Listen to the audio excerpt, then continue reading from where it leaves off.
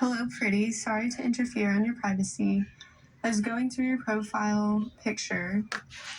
It said that a beautiful profile picture is worth 1,000 words. As Alexa Ziegler scrolls through her DMs, it is filled with unwanted messages. I'm looking for a sugar baby to spoil and pay you weekly. Get back to me if interested. She's 18 and she's being solicited by a stranger on Instagram. There's this weird old man. That is scary. Scary for this teen and so many other young people who can be vulnerable. It's easier for you to be more trusting because you want that, maybe you want that attention, you want that money. Like, if you're in a situation like that, like, I think you're at a higher risk of responding or like engaging with that. More children are engaging online and becoming victims of sexual exploitation. It's a growing and dangerous trend.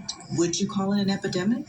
Absolutely. Former Assistant U.S. Attorney Courtney Randall has prosecuted some of the most egregious cases. She says especially since the pandemic, the crimes have skyrocketed. The National Center for Missing and Exploited Children monitor the numbers of reports they get.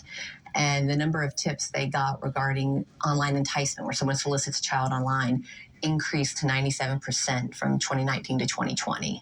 Randall told me that hiding behind a screen, the predators can pretend to be kids themselves, enticing children to send them photos, grooming them, or even extorting them into helping them create child porn. Take 32-year-old Martin Lee McGee of Morganton, who investigators said had more than 13,000 photos and videos of the sexual abuse of minors, some as young as toddlers. McGee posted his collection with other criminals on social media. They also just use them among themselves to trade images. That's what Mr. McGee was doing. He was using Snapchat to trade images with other people. McGee was sentenced to 13 years in federal prison. Officials say they first learned about him when someone called the cyber tip line.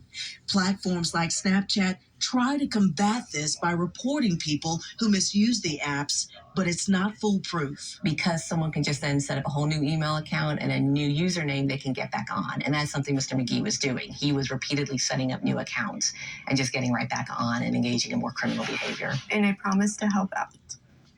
And so if a teen is vulnerable or in need, they might respond. Yeah, totally. That's why experts say parents must be their child's first line of defense. I don't engage. I block most of those accounts. And prepare them to protect themselves in this space. It's totally going to happen. If your kid has social media account, like, there's going to be a random person that's going to DM them.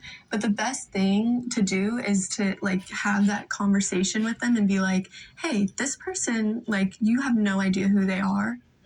And Scott, Alexa told me that some of her